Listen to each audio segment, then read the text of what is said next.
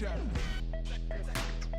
Bang, bang, bang, I'ma get ya. I like bang, bang, bang, gonna get ya. I'ma kick back when you fake like that. Head out of the game, I don't play that fact. Won't you let me go? No, you never come back. I'ma be the best that you never had. I'ma kick back when you fake like that. Head out of the game, I don't play that fact. Won't you let me go? No, you never come back. I'ma be the best that you never had.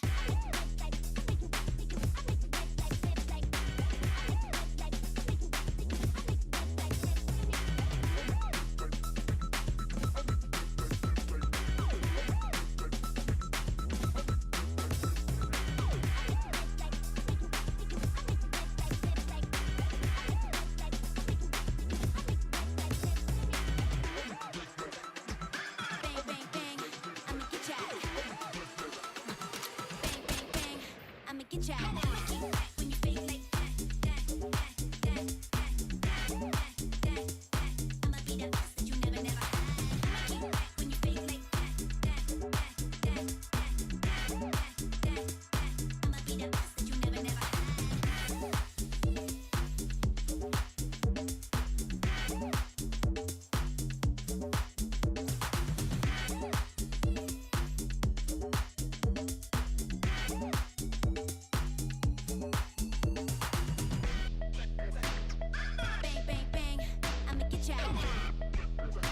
I like bang, bang, bang, gonna get ya. Bang, bang, bang, I'ma get ya. I like bang, bang, bang, gonna get ya.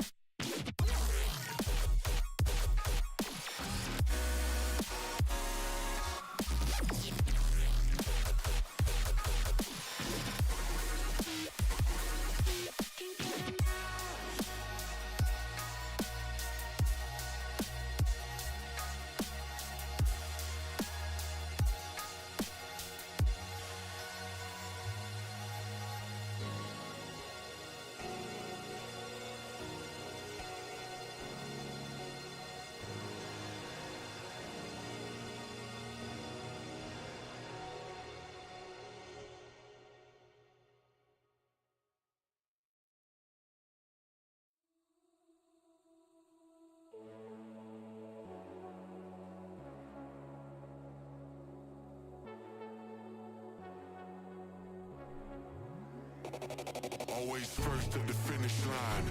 First to the plate when it's dinner time. First to escape when this shit goes down and these motherfucking clouds finna finish mine. Flow too real, hit 'em with a rhythm rhyme. 10 songs, this is cold in the winter time. I'm a boss, yeah, you know, then I finish shine.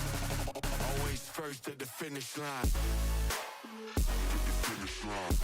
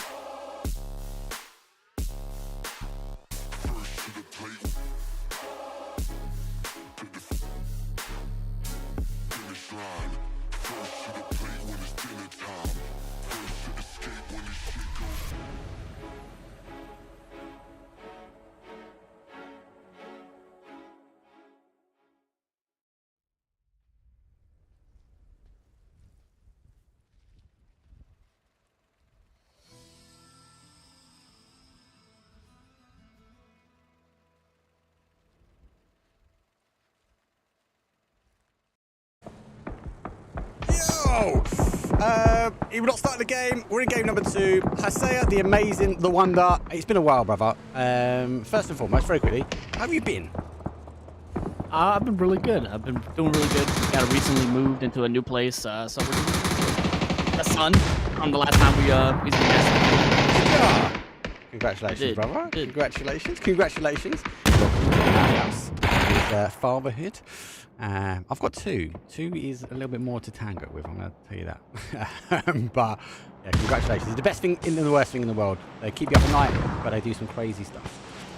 So, for those that don't know, Hasea is an NA caster. He's amazing. If you haven't already, give him a follow. But what the hell's going on? Mark, why the hell are you in game number 2? Why the hell are there only 5 teams? Well, because I've been a little bit busy and I had some more work to do. But I also have to apologise, everyone.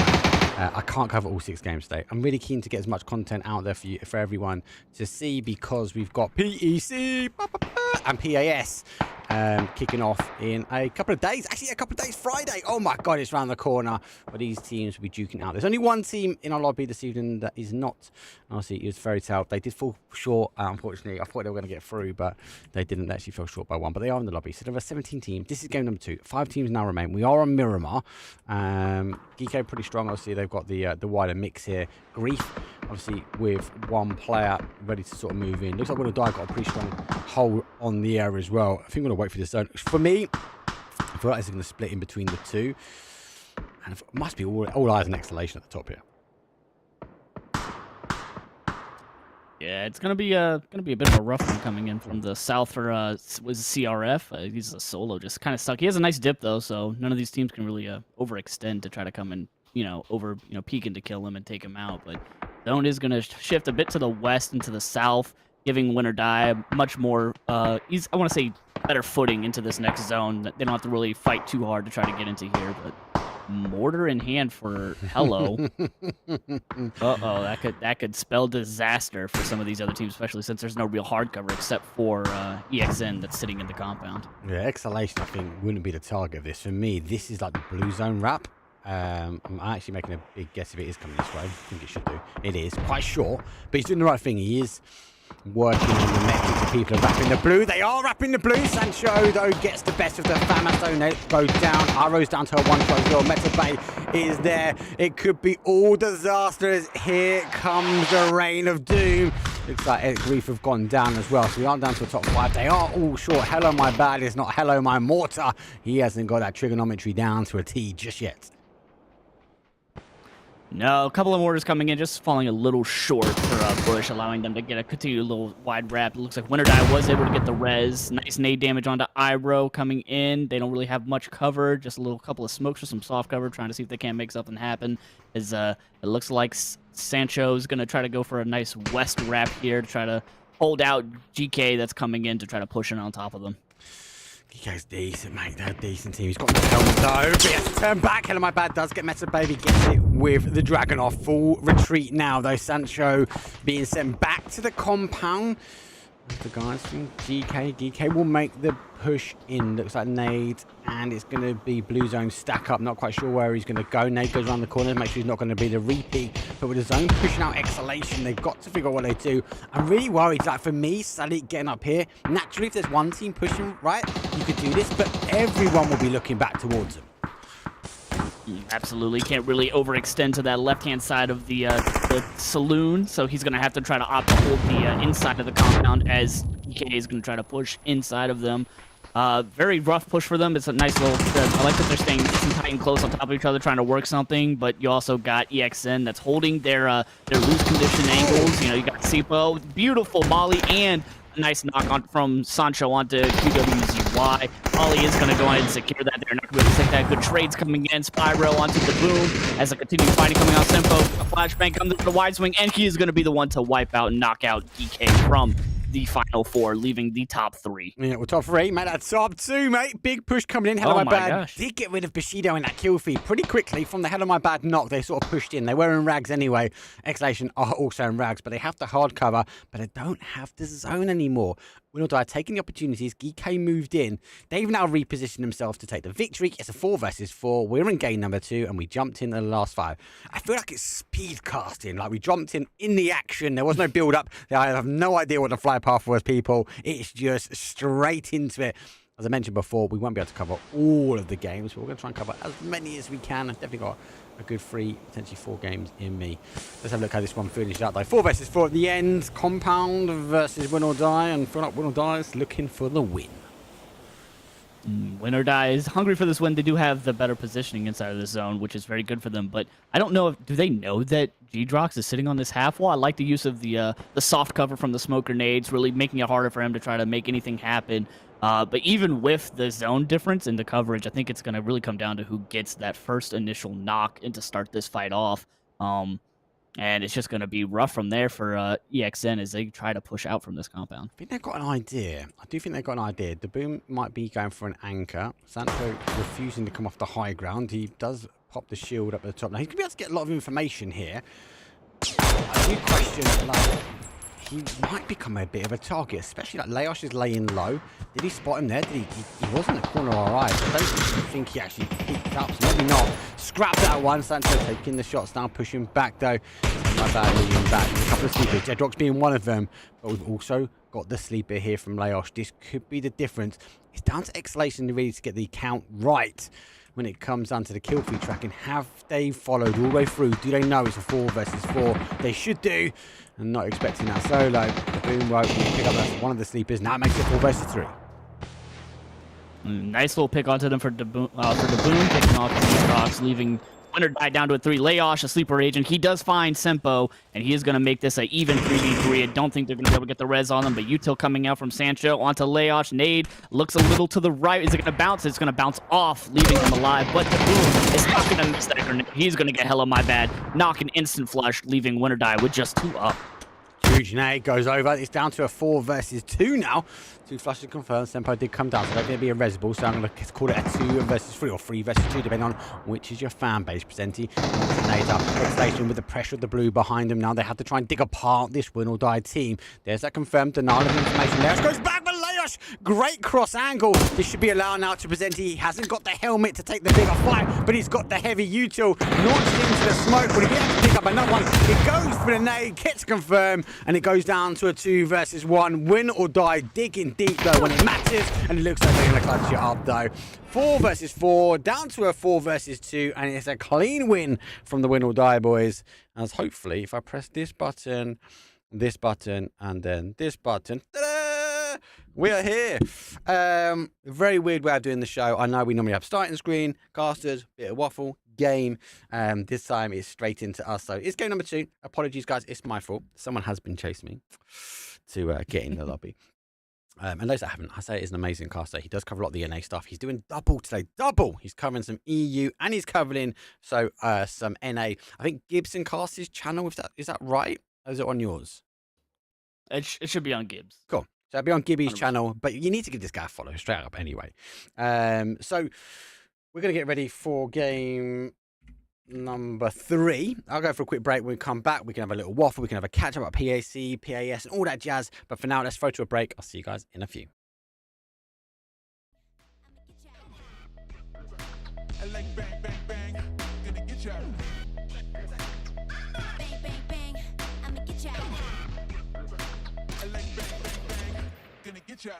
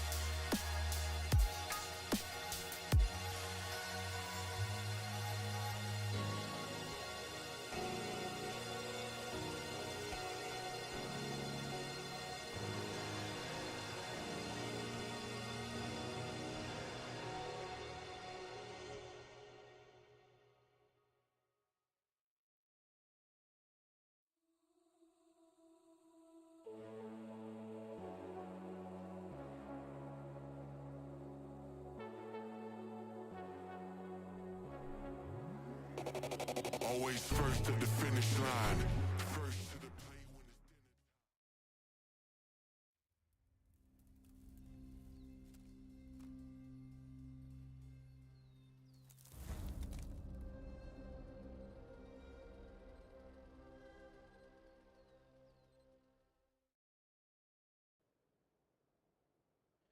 Here we go.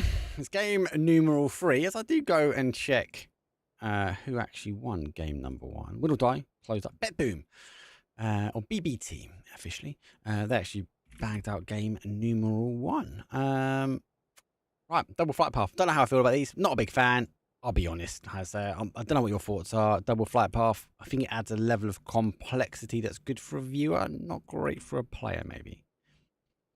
Yeah, very very difficult for the players, especially if like you get that playing path that doesn't support your drop whatsoever. Because then you got to try to figure out okay which teams aren't going to make their drops because they're in the opposite plane, or which teams are. Where can you play off of it? It's really just a matter of getting a good reaction drop off of it. So I'm not the biggest fan of the double flight path either.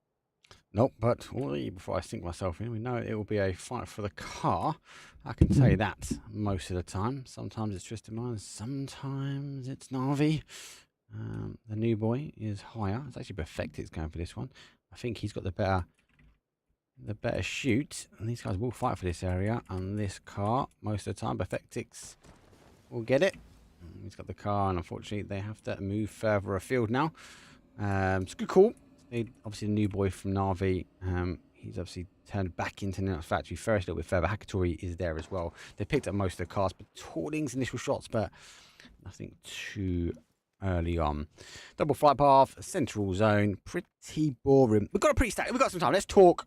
Watching this though, let's talk about PEC, and more importantly, let's talk about your region, PAS. Obviously, you got the amazing coverage of round of 16 because we did get actually PEC coverage for round of 16. Coward done an amazing job, and obviously he did cover some of what you could from a POV. How are you excited for PAS? Is it the teams you expected? Is there any curveballs in there that you didn't think we were going to get through, but kind of shone of light, should we say, in round of 16? Man, round of 16, that game 12. Typically, when you come into like scrims game 6 or in these events, game 6, game 12s of day 1, day 2, especially day 2, you get like the really troll teams, like the teams that their brain is just mush after playing 5 hours of PUBG just at the highest level that they've possibly competed at forever. Oh my goodness, that game 12 was absolutely nuts. They were sitting in 14th place, and they just absolutely pulled it out of the woodworks. They 7 pole positions, picked up I think 12 or 14 kills and a first place chicken dinner, just barely putting them up. It's not expecting at all. Jeez. Absolutely insane. It is, yeah, the round of just the first time, isn't it? Well, not for the first time for the players, but definitely first time for these teams. They're best of 6s. We move to a best of 12. Diffix, though, jumps across, gets caught. Oh, Seifu puts him down to a 1 shot. He's got pounds on his back. That level 3 vest may have helped him out to a degree, but making the push. But yeah, the best of 12 format for them. Sometimes some teams are better playing the longer game than others, and fortunately, we had some fallout. Fairy Tail, one of them. I was a bit disappointed. I thought they were going to make it, but they didn't quite get there.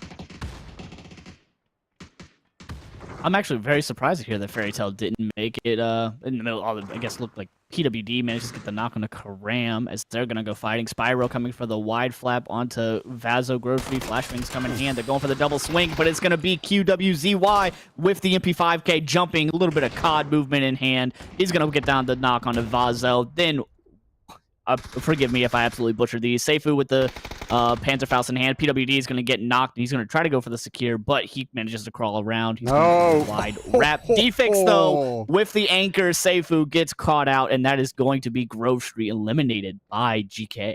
Let me just apologise, mate. Seifu he moved to NA, and we clawed him back. Seifu is gone, unfortunately. Mercy Gaming, isn't he? I love Seifu. He's such a good player. Glad to see him back. He came through the EMEA region with Grove Street. The guy team is looking pretty good. They do have a clash of spots between them and FaZe, so especially with Erangel. Interesting to see actually how they sort of tie up with what they do at the event. Jedroxo with the shot. Arrow's down to a 1, and there's 2 teams down and out. There is something to be said when it comes down to scrims. Scrims do not represent tournaments. So guys, like, especially for me, because I'm coming in here to learn and get research and make notes, etc. on teams.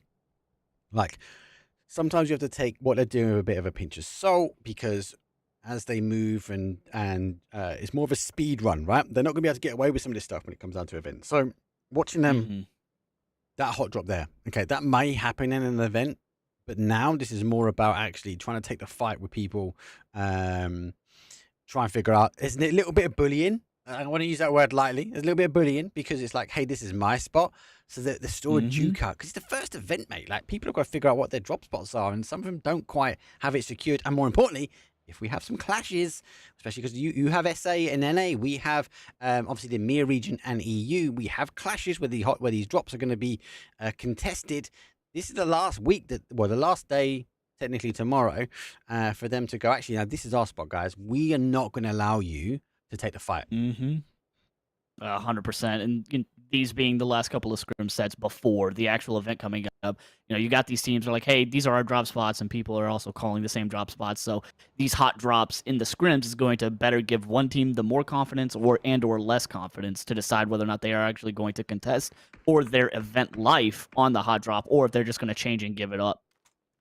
That'd be quite good. Yeah. WLA. Taking the shots, though, on VP. VP do back away slightly as well.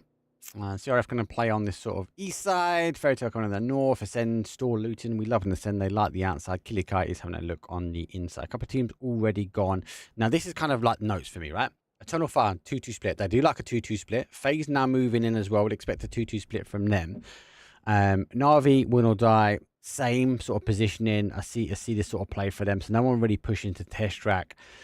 When we go LAN events, though, obviously you've got the mix of our team, 17, etc. We'll try and play for this area as well. So I think for the EU side, mate, I think they've secured. One will take Ninox, one will take Test. They're okay. Sometimes they will clash heads, and sometimes, especially with that car, we see an early death. So I don't think there's any gentlemanly approach when it comes down to the event. I'm going to tell you that. If they can get a kill and get them out early.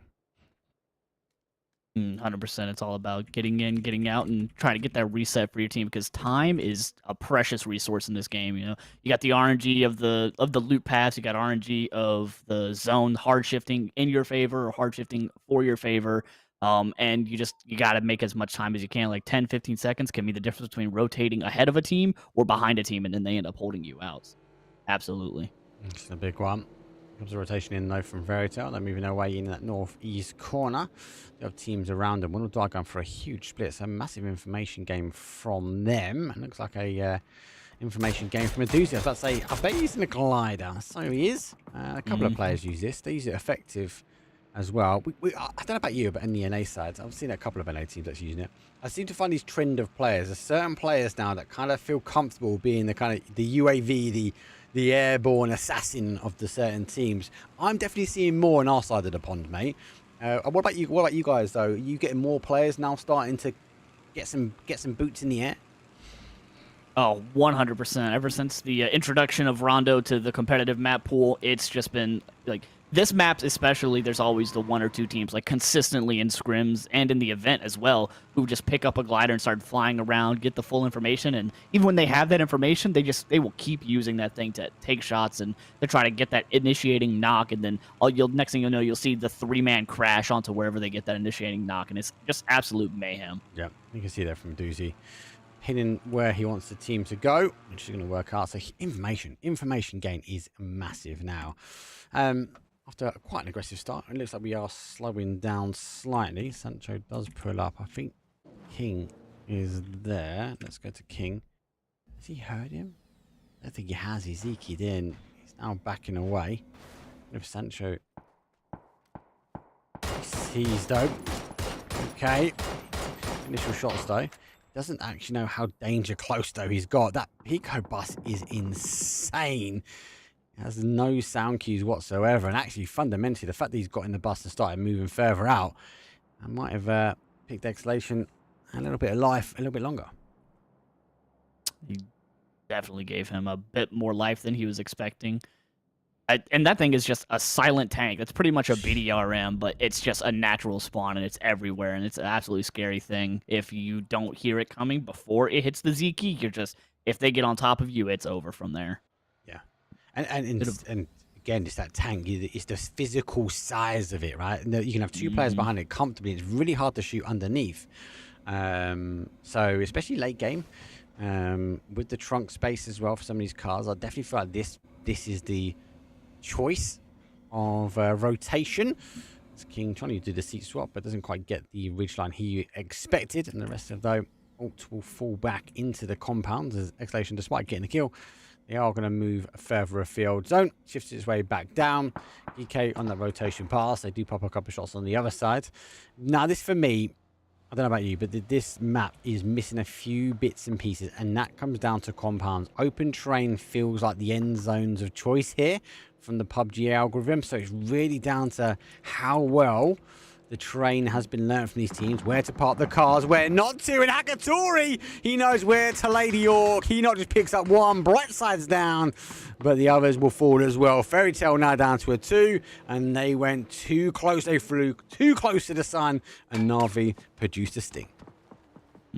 Absolutely. Just very unfortunate rotation line for them, as now they're also rotating into Exhalation. That's it. You got it. Exhalation. There it is. All right. Exhalation. And, you know, the Boom not able to manage to put any shots onto them. They see him and they rotate back up and around. But losing 2 on that rotate, definitely very rough. And yeah, 100%, as you were saying, the layout for this map. There's a lot of rolling hills. There's a lot of open plains and not a lot of hard cover. And this map seems to really favor the open fields more so than, you know, ending in compounds or ending in major cities. So that definitely gives it that very high skill ceiling for all these players to have to learn and how to play. But looks like Geekay rotating straight into Alt F4 as they're going to opt in for a 4-man crash. They got to be careful. You got Kursant on the anchor on the other side, but he's going to have to back off as he's taking shots on the side from a different team in the southeast. You got PWD goes on about half HP. Util coming in and out as they're going for it. It's going to be DJXN. He's going to find the initiating knock on the Diffix. King going to get that secondary knock with the QBZ onto QWZY, leaving just Spyro and PWD, the last 2 up for Geekay, as they're going to try to see if they can't turn this 2v4 round. And as I say that, PWD with a nice reopening knock nade onto King. Look who's above him. Medusi is loving this. Oh. Look at him. Death from above. I actually thought it was going to pop up over that ridge line. Definitely shots from Exhalation may have stopped that. It could have caused huge damage. They are in. Lucky enough for them, obviously, lost a player early on. It's store 3, so they have been the one that have capitalized. The heavy defensive flare will go out as the Doritos will now fall into the compound, nearly onto Spyro's head. That would have been a little bit more painful.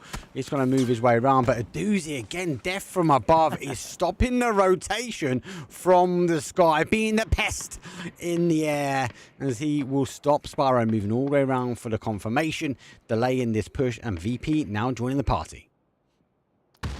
Ed, oh my goodness, a doozy just up here being the Bane and Spyro's side with those just little peppers, you know, just a little gnat flying around, just buzzing in your face, keeping you from enjoying what you want to enjoy. And right now, that enjoyment coming from a nice wide wrap flank from Spyro, kind of all stopping the entire push. They kind of just lost all momentum into this fight, as well as they were able to get secure 2 knocks, but only 1 flush. So now it's going to be a nice reset for Alt F4, as now BB, we got, oh boy, Bestalok. Yep, Bestalok. He's Bestalok is pushing in. He's getting a nice oversight for him, and this could be bad for both teams if they get caught out in the open from not even just the UAV, but from the rest of BB. Great nade comes through. Yeah, Best in a really good position here. There's a lot of information gained from a doozy, allowing him to kind of, he's moving his chess pieces in, right? Which is nice to do. Nade's coming over the top. They kind of know where he is. Doozy now having to, unfortunately, put Boots back onto the ground now as he's going for an emergency crash landing. BB obviously moving from Monodocked over. Spyro was in BB team, but he's now moved over to Geekay. I said before, I feel like those two are even killing. But BB looking strong, even though the even killing. Sometimes a refresh of players can make a whole difference to a squad's dynamic, how they play, how they crash. BB team not overcommitting here, are they? They're looking on the outside in. They're waiting for the knock. I think if we see another knock in the compound, it might be a push. We know they're great at kill feed reading. Oh yeah. If they've been sitting on here peppering onto this fight, you know they're completely invested and they know exactly how many team members are up for both teams. So if they see a knock onto Alt F4 or onto Geekay, they're 100%. I won't even say 100%. I think, there's a good chance that they might commit onto a recrash for a third party, secure as much KP as possible. But it seems like this fight might have just a full stagnant. It's not really going to anywhere until someone makes that fatal mistake to give the other team that initiating knock, hopefully not in the favor of Alt F4. No, not seem the case. Let's jump across the other side of the map. They've got the zone, has retracted back down to more of a south and west. So Na'Vi now losing this area. Twisted Mind's the same. They've got to sort of move in. Twisted Minds have a little bit of a hold still, so they can maybe sit in that bowl. Danger though for me, especially south of there, teams can position themselves a little bit further in. Another team which is really on fire for me is Gaming Gladiators, looking really, really good. I'm interested to see how they kind of work this one. They're playing the outside edge of blue. They're watching the Sen come in, and Levante will put Kilikai down. That's an opening the team might be able to capitalize on. We know Ascend are a team which like to use the gliders as well, as they scouted forward. Maybe they didn't fully pick up how dangerously close Gaming Gladiators are. They now have the ball in their court. They're able to control what Ascend can and can't do as they start scrabbling their way in. Pains, though. Pains to stake. It will put Vox down. Looks like, though, Ascend have to try and move forward and try and springboard off their own knock. Yeah, unfortunate for Rox. I don't think he got a good scout sight line in his Pains. And now going for a drive-by for the flush, but ends up getting put down by Levante. And now it's an even trade of players. You got one going for a res in the smoke. You got one knocked, instant flushed out onto Pains. And you have another knock onto a GG. That is going to be rough for them to try to get back to, as zone is now closing onto phase 4. Unless you got that blue zone bag, it's going to be a bit difficult to try to revive that teammate, as it is now a 3v3 for both the teams, just trying to make their way into the zone. It's just so open, this area. So open. There's no dips, crevices, a few rocks, a little bit of a bowl, but I definitely feel like the favourite is in GG. If they want to play peek over, if they get a bit of freedom, they're going to be able to look down on Ascend. I think they don't realise how far out Ascend were. Now gives them the ridge line. GG able to disconnect now, and they might be looking to go back into zone. Back on the madhouse, that is match number 3. Not 2. Yeah, I made a mistake, people. I made a mistake. Don't judge me all the time. Here come the nade through. Komarko gets done with. Head on my bad. Second nade happens. Obviously, the update is not on here. We're on the event servers. That's why the HUD's slightly different, guys. Before you know, Nixie jumps up and over. Creef will fall pretty quickly as they try and breach the compound. Eternal Fire the same. And BB leapfrog ahead of the other fight we was looking for. But it looks like FaZe, and I haven't been able to put the red logo on just yet, but I have got it, guys. They just have to back away. Gustav is down. Looks like they're going to back their first point on the board as well. Fex now will play back springboard round, and it's going to be a huge util dump. Double stack of blue zone, and here come the nades. Might start rolling down the hill. Doozy needs to see what he can do. He's the final player now for BB team. He's trying to hold the outside edge. What an absolute mess of a fight. You got 19 different teams all fighting in here pretty much. It's going to be Killer K. He's going to find the knock onto... Sorry, wrong kill feed. Oh my gosh. As it's going to be a doozy. Last one up. He goes down to about 1 HP, but he's going to accidentally run backwards into a molly in the smoke. He's going to get a little tickle, and BB is going to get eliminated in the middle of all this fight, as the rest of these teams... Oh, what happened? It was Virtus Pro was able to take over the compound from Krex, as now you got WLA is also trying to backstab into FaZe, who just backstabbed into BB, who just backstabbed into the compound. It's just a lot of backstabbing. It's a huge amount of backstabbing. Nothing wrong with that. It's backstab central. VP take the compound. FaZe go down to 1. Obviously with the push there from FaZe versus BB. WLA just on the outside. And they kind of third party at the right sort of time. Fex needs to figure out what he wants to do. He's in zone. He can hold here. Blue Crux, though, does spot him. A couple of shots go over towards him, and it's going to finish him up. Blue Crux, though, will end FaZe. They're going to fall in 12th place. This feels like a huge scrabble at the moment. EK still going on. Alt F4 still going on. Shotgun in hand. He misses the first one. He goes for the second. And there comes a spin. PWD does stack up, though, and cause the damage at the end. GK losing 2, despite being the team that crashed. Able to try and deal with it. A little bit of freedom. I feel like Exhalation might control their next step. They need to get reset pretty quickly before moving on, but the South is heavily guarded. South is extremely congested here, and that's going to be the deciding factor for Geekay of how they're going to try to play this next move. You know, get that reset, get the util back up, get the heals back up, and see if they can't try to push into the northern side of the zone. But now, Example, he has the information. He knows that there's a person over here that just took a couple of DMR shots. You got the rest of Twisted Minds. They're rotating in to come support Example into this push. He's going to be the initiating person onto this fight versus Ace. Nade coming out. He thinks he has a line on the tree, but little as you know, he rotates out. Another nade coming onto Killer K, and they're going to be stuck into the middle. But it's Chris with the knock, and it's going to be Nixie with the instant trade. No, he's not got that. Surely no. not. Oh. He's got it. Oh, just. Is Chris going to be there? He got it off. Just about. Killer Kai will try and hold 3 kills for Ascend. This is the downside. They like to play on the outside edge, but eventually the outside edge becomes very, very traffic oriented. Is Chris can have a peek for a second example. Petulian's a little bit further in. I think Petulian's maybe got the better position, the better overwatch here, as he will see Chris, because there's a very little window before he moves over. Oh, unfortunately, he hit that bit there. Nearly launch a nade all the way. It's Chris, needs to wait for these smokes to bloom. Actually, really good spot from Ascend. They have picked him up. It's going to be down to example really to take some of this strain onto his shoulder, because Petulians will have all eyes on him. And that's all he needed. Chris was able to rotate on out. He's going to find that knock onto Batalons. It's just going to be one more member of Twisted Minds. Last one up, as it's Ace is going to try to maybe bait the vehicle push, but example with the knock, and it's going to be the immediate trade onto him, eliminating Twisted Mind. Ace are the winners of this fight, and now they have a lot of free range in this north side of the zone to be able to rotate in and find their next foothold to try to hold these rest of these teams sitting out too. Yeah, it's such a hard area to hold. Na'Vi obviously wrapping around from the knocks, using that hillside we spoke about south of where Twisted Minds were on that 2-2 split. We're down to 16 pretty quickly, to be fair. VP losing the compound now, 7 kills. So they have been really farming this area nicely, but it's difficult when they want to peer over. We're going to see teams like Win or Die, like Fairy Tale, try and stop the entry points here for VP in, but it is a bit of a juggle up. How much time do they invest looking back this way? VP will try and figure out where they want to go. We can actually have a look at where they're potentially ping. There's a ping here from Ibi just on the sort of left side. They know where the team is on the right. I don't think they've got much more. Oh, here we go. Fight on the other side. Na'Vi find themselves getting pushed. Ascender going aggressive. This is unheard of.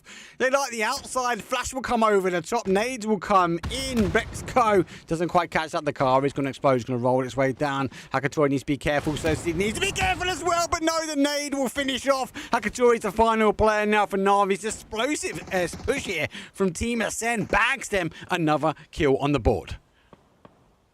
What an absolute... I don't think the last time we casted round of 16, I don't think Ascend was playing this aggressive, but they have definitely come into their shoes, as now Brax is going to come in for a nice wide swing. He's going to catch Hakatori, checking his left and right, as he's going to get that nice secured flush onto him. And now it is just Saeed, the last member of Na'Vi, who's getting peppered by Chris, and he has all these other teams sitting onto his west side of zone, going to make it very difficult for him to find any way to get out of this situation.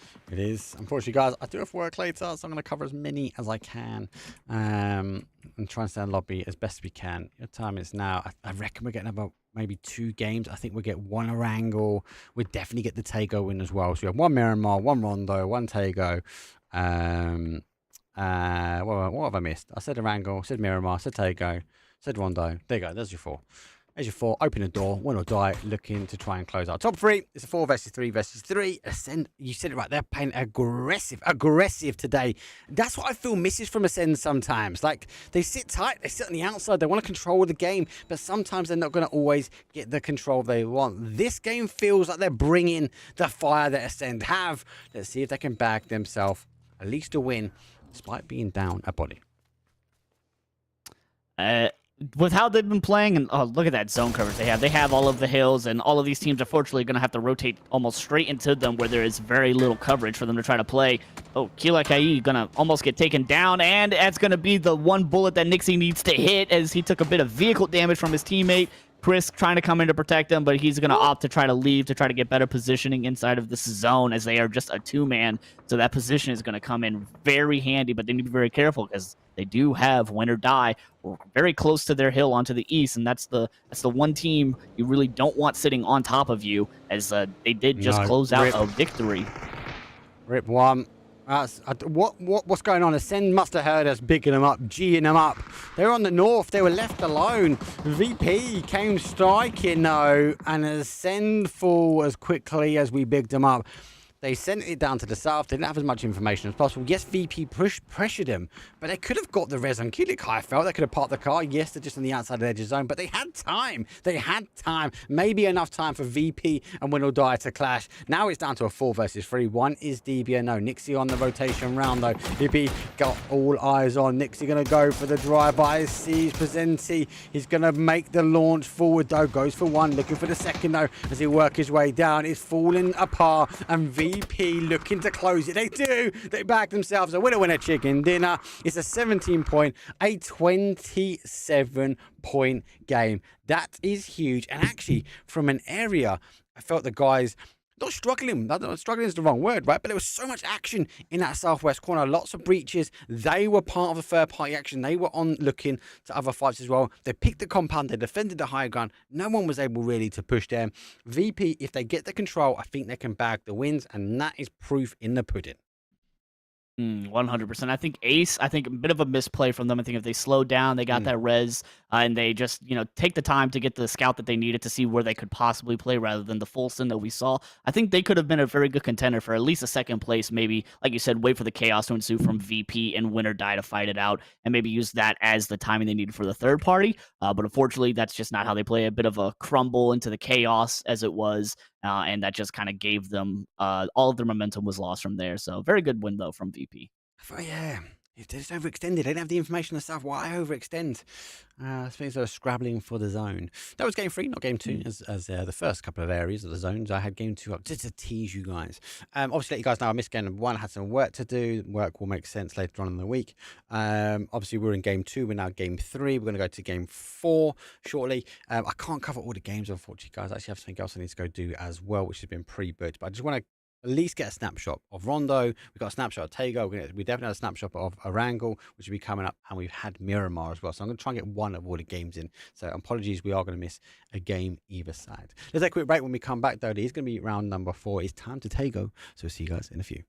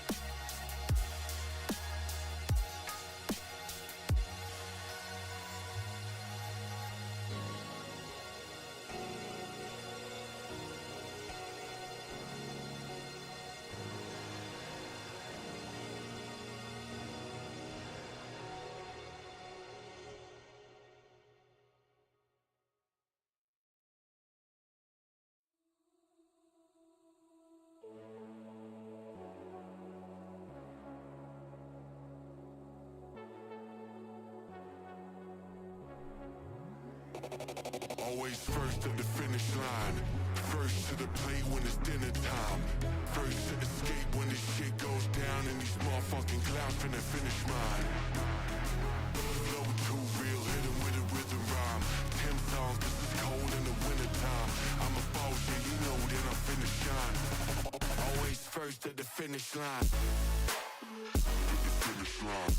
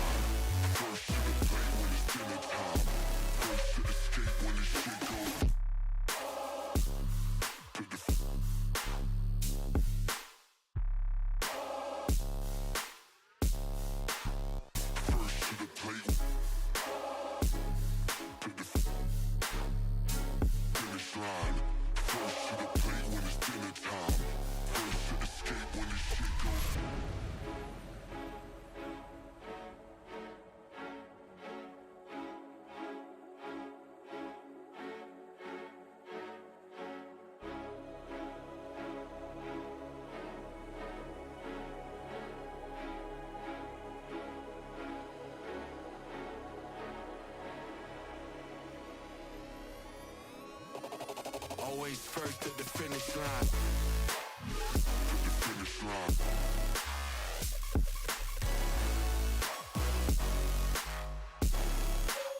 First to the plate. Finish line. First to the plate when it's dinner time. First to escape when this shit goes. To the finish line.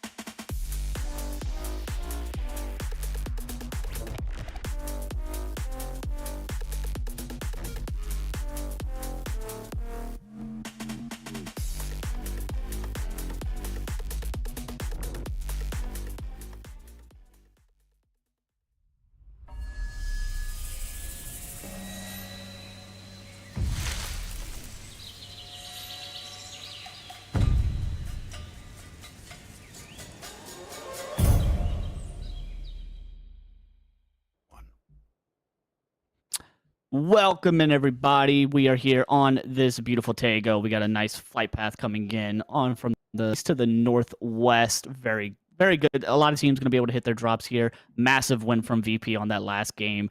Played it very well. Nice little backstab into it.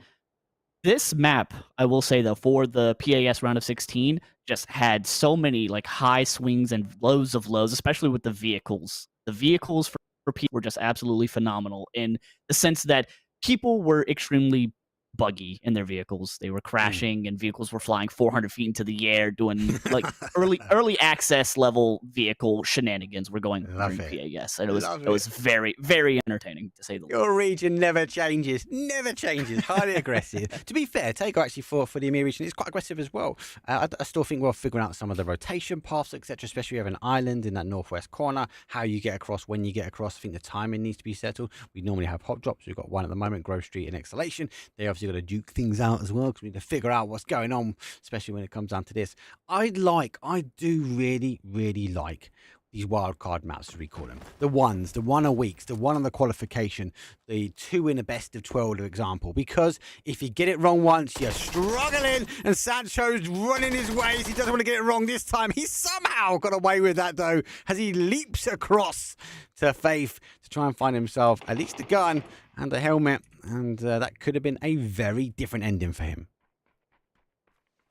Very well could have ended very badly for him, as now the Daboom is coming in to try to support his team. The MP5K not able to connect enough shots, as Daboom's going to get the knock. But Seifu, what a good teammate with the AK in hand. He's going to get the trade, and it's going to be Senpo. He's going to immediately go to secure, and they are going to be able to get the res to try to turn the tides of this fight back around to a 4v3. Go 4 vs 3. Seifu always going for the high ground. Needs to try and spot as much as he can. Let's drop the X-ray so we can get eyes on what Seifu can see now. He has, unfortunately, given away his position to a degree that he's got a player right below him that's not moving, so information being gained.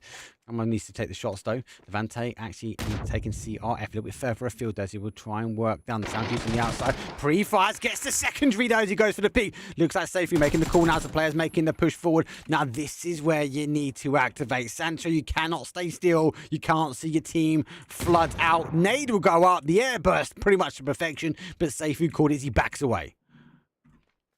And he's going to have to back away. That's a very aggressive position. It's a good thing he activated what he did, but the fight's coming up from Senpu and Karam. The MPO, the ump, just not able to hit that last shot on Karam to get the knock. Vazo getting the trade. Going to get the secondary knock. Daboom getting the trade onto Vazo, as it is just Karam left in this corner. Seifu with a good overlook for him, though. Not going to be able to overpeak too much for Daboom to try to maybe get a reset going for his team. Karam, 1 HP. Him and Seifu going to have to play this extremely carefully if they want to try to make it out of here alive. That is. There goes the push. Seifu's the final player. Unfortunately, doesn't have the med to continue that fight. They have the ability to get the reses back on despite the knocks. They get more on. Sancho's working back. Seifu, though, he doesn't go down easy. Looking to try and get some points on the board. He has to go for the re-peak, though. Senpo doesn't have the meds. He's waiting for reinforcements to come. Seifu, I think, understanding this, he's going to just pop a smoke, maybe try and bait this out a little bit more, but he has to back away. Needs to find better cover. But you've got to remember, he's lost the tracking of where the other players are, and time is now ticking.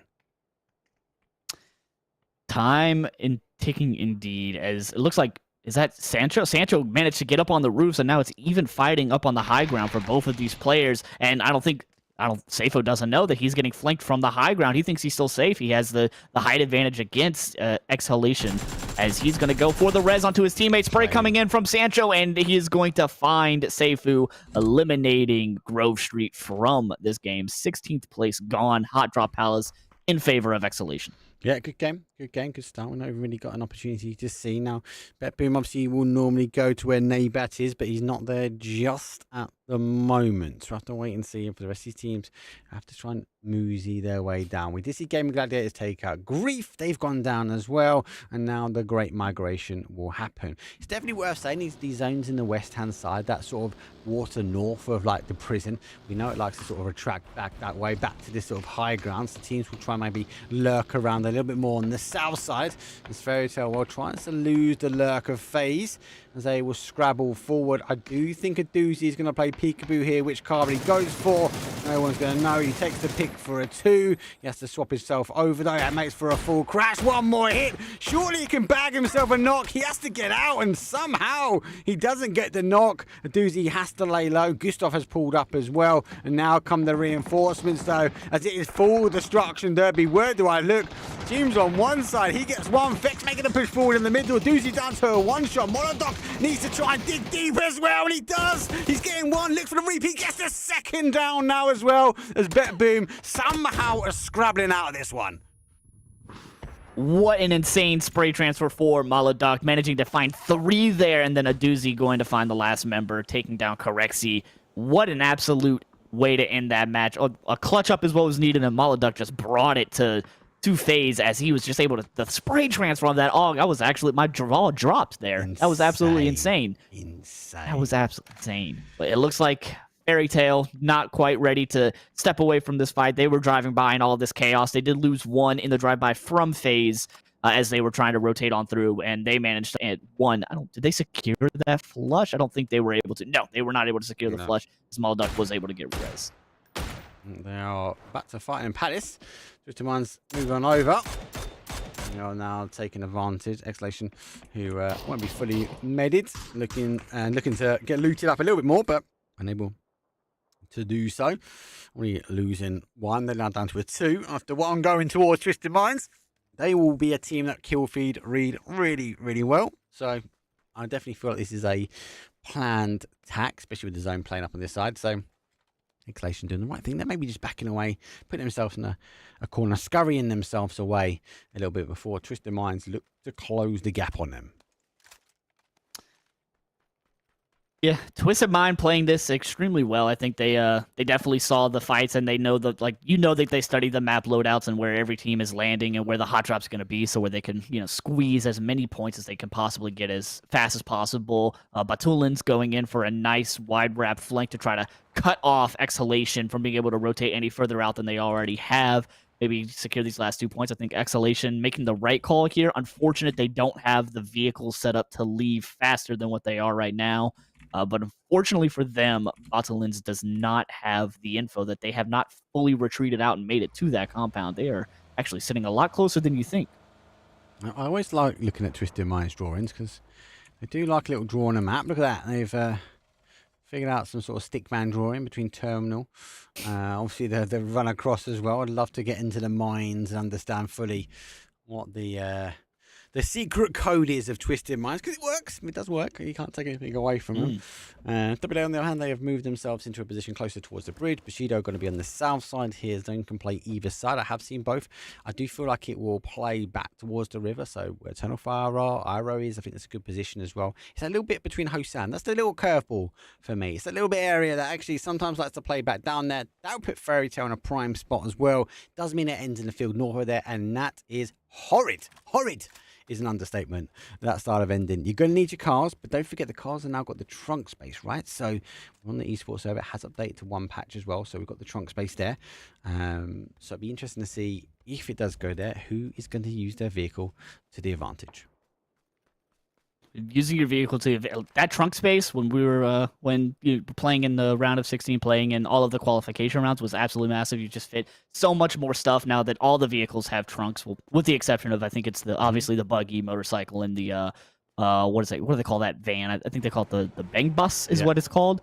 Not too sure, but people that utilize that, putting in the folding shields, the extra smoke grenades, the Panzerfaust. I've seen a lot of PAS players, they've been putting in level 2 gear inside of their trunks, so that way if they know they're about to go hunker down in a pretty rough position, they might lose helmet and armor, they have the swaps ready to go.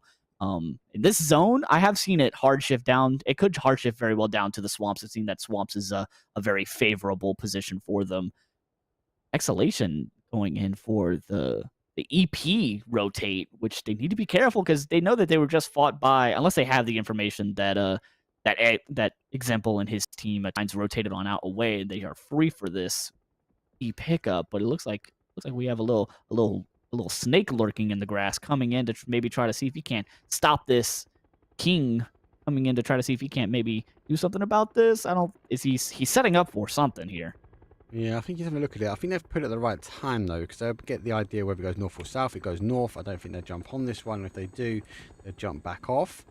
Sancho might be going for a little bit of a scout around. He sees the car coming in, so there's the confirm. King knows there's only one up on the high ground. Looks like we're going for a straight crash. Oh, Tef4 looking to try and take advantage as there's one airborne. Does get himself down. Nate does come in. Information gain from Sancho, but is it going to be enough, though, as the shots will come in, as we see all F4 now fully crashed for the compound. Alt-F4 coming to help their teammate out for this recrash as Sancho, they know exactly where King followed him when he landed into the EP. He saw that he landed on that back right side, as now it's going to be Exhalation trying to hold off a full 4-man from crashing and taking this compound, as this compound is very key into this zone to where it is sitting for location and for just positioning. Headshot coming in from Sancho, was able to secure one, not able to get the second shot to get the knock onto King. Is now Exhalation doing a very good job as they're going to stop this push altogether. Hopikok coming in with the nice knock onto Coruscant, getting the flush with the immediate nade. Yokai have to be very careful as the util dump could come in and put him down as well. I think they're dealing with this really well. Exhalation needs to be cautious. There comes another nade. Comes through. He's got a nade in his hand. He should have got the knock, but the first initial nade will go through. Sancho's the final player now taking the initial shots as he will work his way in and around the outside. Shotgun. Dirty play. It's not going to happen, though, for OS4. Exhalation will go down. Good hold from them. I think they played that really, really well. They're able to try and deal the damage where they could.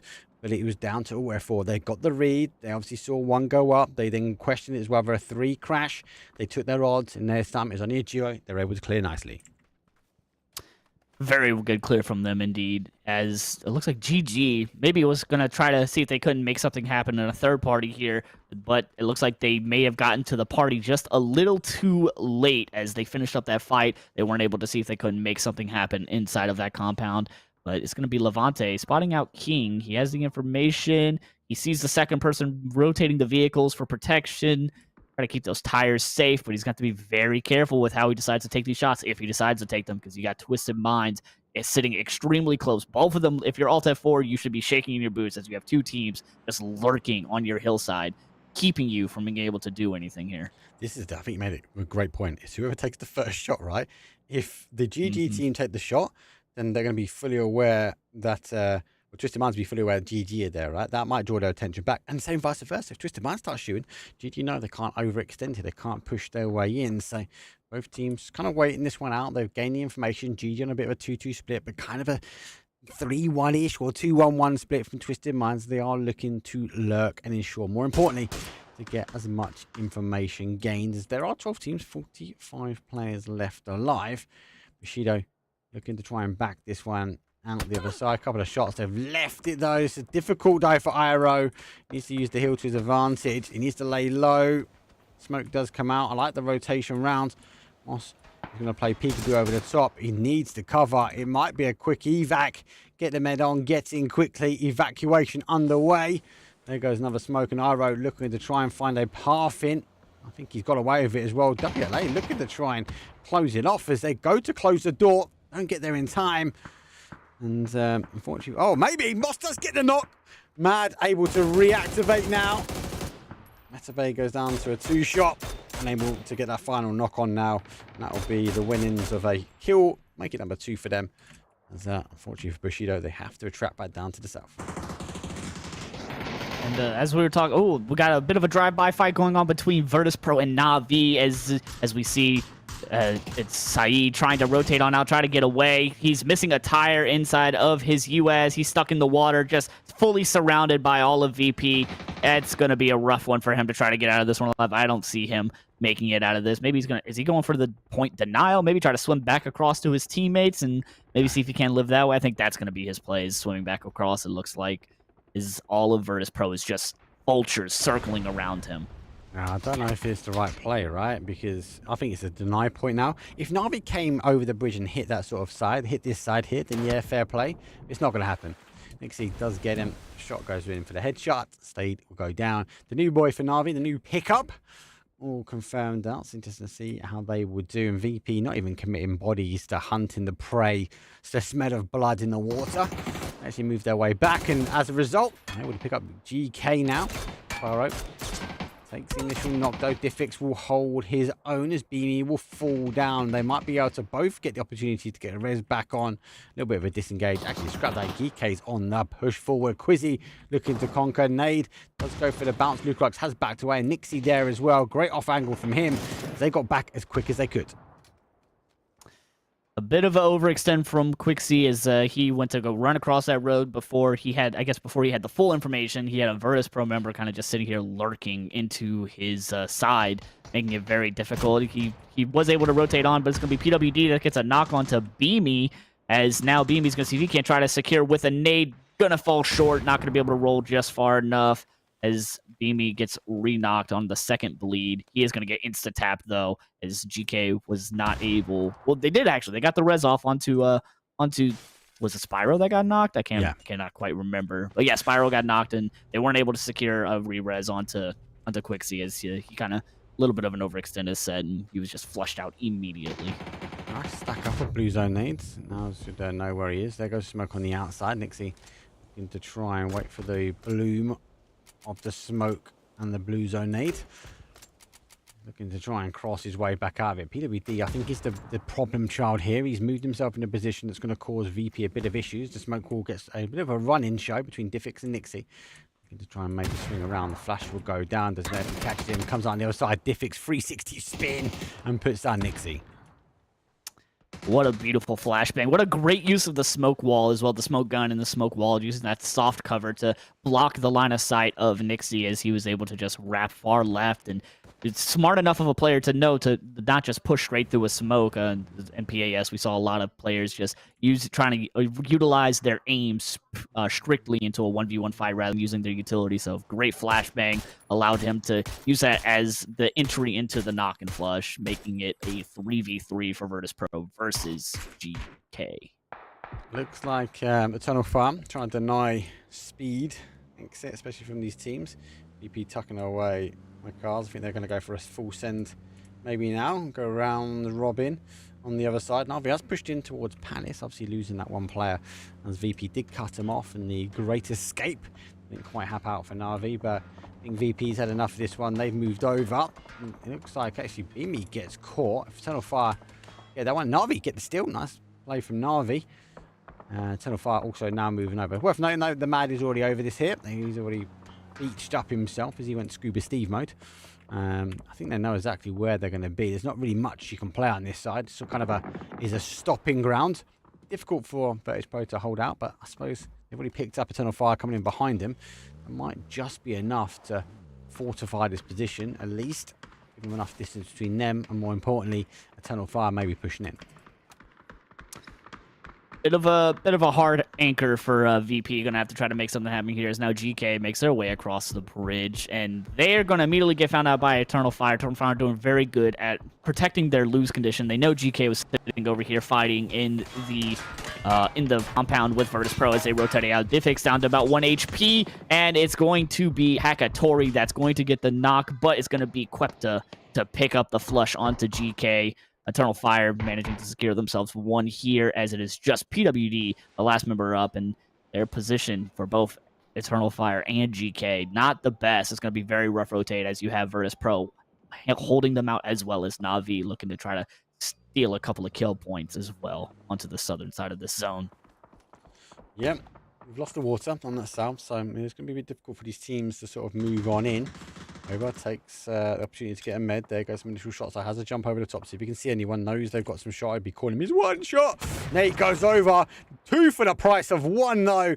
Extends. Rocks will go down. WLA opening up the door, opening up the gears as they start to push on forward. GG are going to need to figure out if they take the pressure towards WLA. They have to get a knock. It'd be crucial if they want to keep some bodies alive. But with that knock now, surely it is a full retreat. Dante needs to fall back, try and live to fight another day. But he digs deep. He's looking to try and take him on, but Ascend Pains comes round. Maybe that stopped the retreat now. He sees the car rotating down. WLA will get a clean sweep. Gaming Gladiators take 12. What a good play. The vehicle rotate, baiting out just baiting out the spray down from them as they were able to just do it. Like you said, just an absolute clean sweep onto them. But a bit of a fight coming out from Virtus Pro. They looks like they got crashed by EF as they were trying to maybe rotate on out. It's just going to be the mad last one up for his team as he's going to try to get out of there. Phase 5, chunking him hard, goes down to about half HP. And now he's going to have to find a very hard rotate in front of him as he's going to drive straight into Batalons for Twisted Minds and their entire setup, as well as Bush, as he's just going to drive straight into them. Ziki thinking he's safe, but it's going to be Matobi. He's going to immediately put him down, eliminating Eternal Fire in 11th place.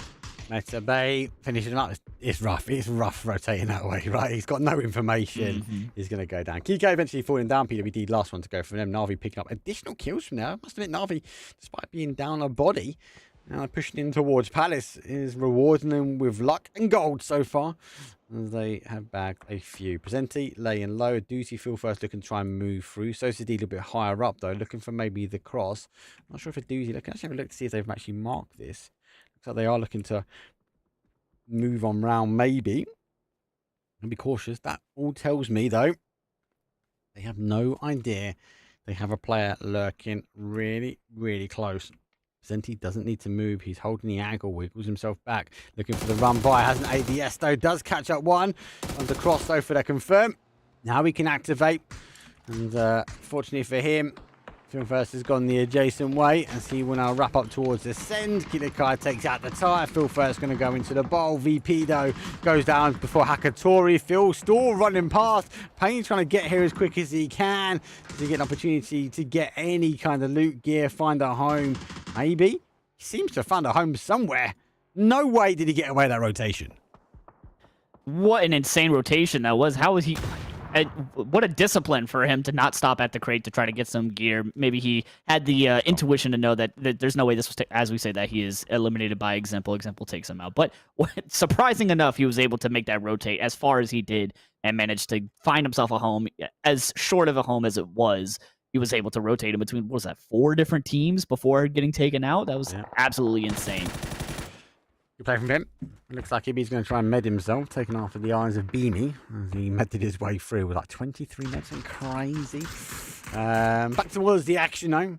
Looks like Na'Vi leaving Palace, wrapping their way down. They have Society's still remaining there. Hakatori and Ferris looking to launch those nades in. They've got information behind. The smokes will give them an element of cover. I feel like it's going to be down to this solo player for Na'Vi to really stop Win or Die pushing down. This is make or break for me. This is either you get in and you hold out, or you die trying. And I feel like it might be the die trying. As the zone shifts slightly away, and he finds himself in a little cubby hole of safety for only 49 seconds. Yep, and as I was just about to make the point that Na'Vi needs to be very careful because they don't have any, I don't think they have any idea that Abiza is sitting in the background of the phase of Blue just medding up. That could have been a really bad thorn in their side, but as he died to Blue, it didn't really make too much of a difference for them. But Win or Die, gonna have a very difficult rotate as they have, like you said, they have the snake in the grass behind them and Palace holding their rotate towards their southeastern side, but then they also have Ace sitting right above them on the hillside. Hell of my bad. Looks like he was able to find a nice little footing inside the zone to play off of. Looks like Ace is gonna opt to back off of this portion of the map to try to come hold the hard north, which I don't think is a terrible play, but at the same time, lo and behold, they could be holding out Win or Die and keeping them from overextending into their territory. Yeah, that's the play for them, surely. I wonder if they know who's in here. And they will know if they get a knock now. There's one knock. They're making the call. There's already one down. There's 2. There's 3. One Romanian player now for them. Win or Die only had the one option to get out, and that was this way. Ascendo doing the right thing. I think they're holding the north. They're okay. I don't think they intend to go around to that northwest. I think they know they need to kind of focus their attention back this way. Maybe get themselves back towards Brex. Chris going to look for that res though. Let's see if Ascend can try and back themselves. Ascend feeling like they're in the aggressive gears. They're grinding the gears up here. Presenti on the hole. Needs to pop another smoke. He needs to get into the ward zone now as phase number 6. He's going to continue to push his way. He's got huge amounts of util. 5 nades. 1 blue zone. Looking for something else, but no. He goes greedy. He gets his hand caught in the cookie jar, and Kilia Guy will say goodbye, Win or Die. 7th place for you. And they hold pretty much a very strong position now, Ascend. Ascend finding themselves in a very good position, just like in the last match onto Rondo. They have strong positioning as long as they learn from that last match. Nice Molotov coming in onto King, but it looks like he was able to jump out of the way just in time. But he got the return Molotov as well onto WLA. That's going to immediately find the flush onto Mad Nicative. Is now it is just Hoba, the last member up. He does have the 3 gear in hand, so that could be the deciding factor between winning a 1v1 or a 1v2. Flashbang's coming out into play. Going to full blind him as he is just rotating through, trying to stay alive onto the side. It's going to be a jump out through the wall. And it's going to be Hoba. Oh, I don't think that is the play. Why jump out by yourself, King? Why? Just wait for your teammates for the 3v1 push. As now it's going to be Yokai going for another 1v1 swing. As now it is just one member left up.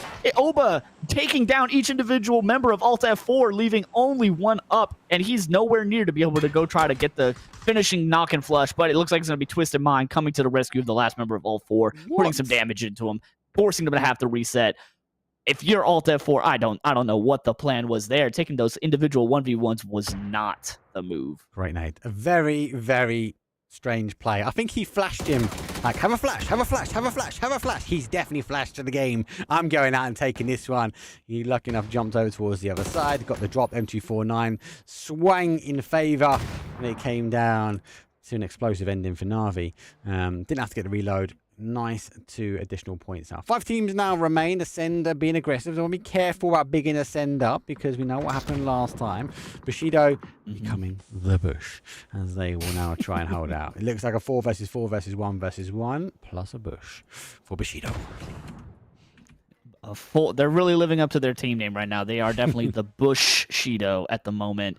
Doing a very good job. Staying alive is sometimes all you really need to do inside of these, especially in these events where the difference between qualifying and not qualifying is that one placement point, especially when you are tied with the KP for the team above you, but you have that one extra placement point that gets the push that needed to push you into the next one. But Alt F4 Example took them out. He did go down. Yes. Okay. So now Alt F4, the saving grace from Twisted Minds. Don't know how long of a saving grace it'll be, as he does have, like I said, Twisted Minds holding them out. So they'll be the savior and they'll also be the finisher for you, depending on how you decide to play this DJ. Yeah, numbers are in the favor as well. Nice little workaround. They've got the control. Let's see if they pick up the bush. This is some natural camouflage in there. Do not move. Bushido. Here comes the nades over the top. The bush will survive at the moment, though, as Ascend trying to make the push for Bushido. But Twisted Minds will get the launch over the top. Example gets Chris down. Huge amounts of util. Killer Kai activating as well. Is he trying to work his way up? Let's see if they can close out. Ascend said to us they didn't want to play in the esports lobby because they wanted to learn how to close out the final 4 circles. Well, now they've got the opportunity. Bex goes down towards zone. Chris goes down towards the util dump plus the shot from Twisted Minds. Only 2 remain. Never nade will come over him, a bush, a car, and Twisted Minds only stands in the way of taking it down. But nope, it's another knock will come through. And Twisted Minds have surrounded the bush. But they have no idea the bush is there. This is absolutely insane. You are one with the bush. Unplug your keyboard, unplug your controller, or your mouse, sorry, not controller. We're not on console. Just sit full AFK. You are the bush. I think he's got away with it now. Don't fire, not just yet. Look at the guys that moves around. Look. You come on, find out the individual. Immediately go. Come on, you see him. You see the inner bush. Now, you are the rock. Yeah. Nice knock onto Example. Woo! Headshot coming into play. Gonna find the immediate knock. Gonna go for the immediate flush. No, he's gonna instead turn his attention to Baltalins, and he's gonna try to put him down. He's gonna go for the flush. Maybe try to force the peek out from Baltalins. Not peeking quite yet. He does get the flush, and it's just gonna be him in a 1v3 versus Twisted Minds. Nice job, though. Nice, good savage of the game. He's got a bush. He's trying to get back to his bush, and he's right on top of him. It's an explosive ending. It ends the bush with the cover. As he will fall. Twisted Minds will take the victory with 8 kills. It's an 18-point game, but they were so close to the bush in the final circle, they didn't bag it straight away. Literally ran over the top of him. A lot to play. Look. Tego is an interesting map. We've already said it. You said that PAS is hyper-aggressive as well. EU is hyper-aggressive. I feel like the middle game is a little bit more quieter. It is still scrims, though, so there is still some mechanics to be kinked out. They are not fully played. They're not fully giving away their game plan either. but an aggressive game nonetheless. I really liked what they've done. I really like how they played. But when it came down to it, Twisted Minds, the veterans, though, clutched up. I felt like they had a big game plan, though. I says they did work their way in over time, and they took aggressive pushes when they want to. But they also know how to hold the brakes, remain in the area. They just couldn't quite figure out where the bush was. That bush was definitely a very clutch play. Not him just being in the middle of Ascend and Twisted Minds fighting and just having the discipline to not move, to not make a sound, as well as he could gotten a couple of free flushes, a couple of free KP. He decided to play the long game, and he was able to secure himself his own KP from a knock and a flush onto example. That was very well played, but definitely, as you said, Twisted Minds being the veterans of the game, Ascend being very aggressive, a lot more aggressive than I'm used to seeing from them from the last time that I did cast over here on your side of the pond. Nothing wrong with my side of the pond, mate. Nothing wrong with my side of the pond, mate. Not at all. Not at all. But as you said, they do need to learn when it's time to hit that full stop, when the aggressiveness takes control and you just continue forward with the momentum. You definitely got to learn how to hit the brakes there. I found really interesting as Ascend before, like obviously when we got PEC announcement, Ascend were in the esports lobbies, they were practicing with these guys, but they took an active backseat. They went, hey guys, you know what, we're not going to partake in the elite lobby, the event lobby. We're actually going to go down to the lobby number 1. We're going to play with tier 1, tier 2, tier 3 players because we want to work on closing out a top 4 position. Interesting that they're getting there at the moment. And I think part and parcel, as you mentioned, is that aggressive play that we're seeing from Ascend. But for me, they still haven't quite got the control that they want to. Brex died down to zone. Why was he not with the rest of their team? They're losing fights when it comes up to heads with things like Twisted Minds. Is that a downside to going to lobby 1? I don't know. You let us know what you think in chat. Was it the right play for Ascend? I kind of like this aggressiveness of them. They just need to finish off, though. Let's take a quick break, though. It'll be our last game, unfortunately, for me. There is another 6 game, but I won't be able to cover it, Bo. Take a quick break. I'll see you guys in game number 5.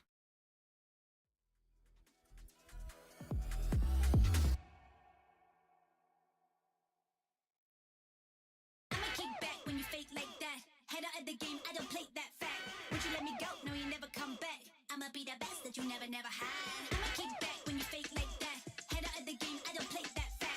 Would you let me go? No, you never come back. I'ma be the best that you never had.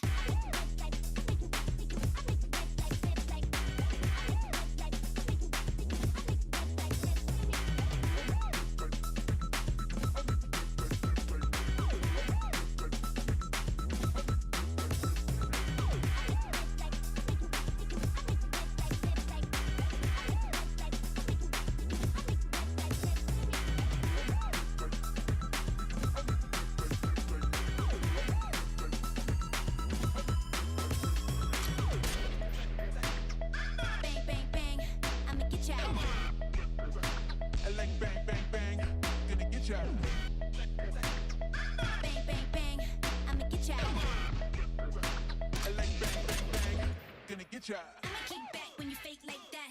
Head out of the game, I don't play that fact. Would you let me go? No, you never come back. I'ma be the best that you never had. I'ma kick back when you fake like that.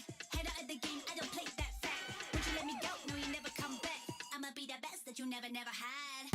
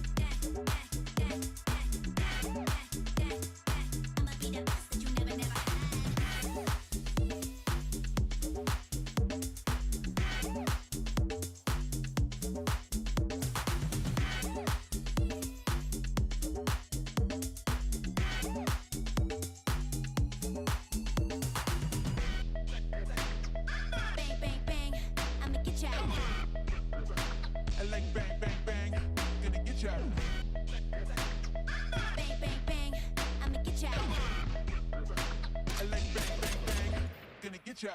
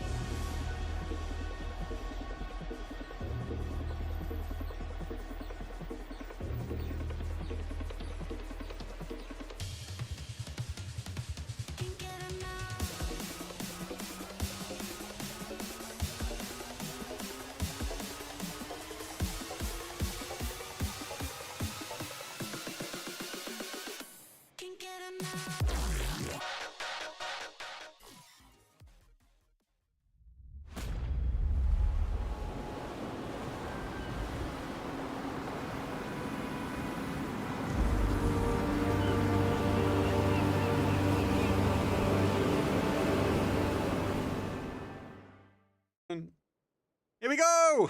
It's the final game for me. It's game number 5 of the evening of 6. I've done 2 to 5. I'm part-time. Yes, people, you can abuse me in chat. This one is the northeast down towards the southwest. Through the heart, through the soul. That is Arankle. Near enough going over Bachinki, but it is over Potato Hill. Initial of our squad coaches, analysts, etc. are jumping out. They're going back. For those that don't know PUBG Esports, this is a scrim. We do normally best of 6 here. I'm being part-time, as I said today. And they're the coaches. They're able to sit. They're able to talk. They're in the lobby. They're in the password. In the team's ear the whole time. Not able to do it at the event. This would be 1 of 2 days they're able to get themselves over. And typically, we are still fighting for hot drops. Gotta love the hot drops. You know, you have all these teams that are just like we were talking about in the in that game 2, our game 1. You got all these teams fighting it out, trying to figure out, all right, who's stronger, who's weaker, who has the confidence to this hot drop and hold it. And right now, let's go pushing up, but it's gonna be my lordy, the beginning knocks from Grove Street and Criff as they're gonna go play the paper with the Vector in hand. He's gonna find Suppy out. He's going to secure himself that first knock onto his side of the road for Yasnaya. Hot drop between the two teams, as we do have 3 knocks total down, 1 for Grove Street and 2 for CRF, as they're going to have to try to play this a lot more carefully now that they are down 2 members. So if you're in a really good position, he's forcing CRF to fight here towards him.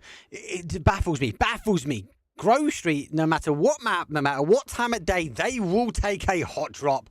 Initial fights, though, all the way through at the moment. They got to jump off. No, you're not going to catch him with that. There's the Vector. Oh, didn't reload in time. No, Seifu will fall. I don't think they're flushed. They haven't flushed the other side. They normally would potentially let them back up. That's a good gentleman sport this is. So they haven't flushed out on the other side. They're allowing them the opportunity to maybe take the fight as a 4. Looks like they are right on top of him, though. Does get another one down. Down to a 1 versus 1.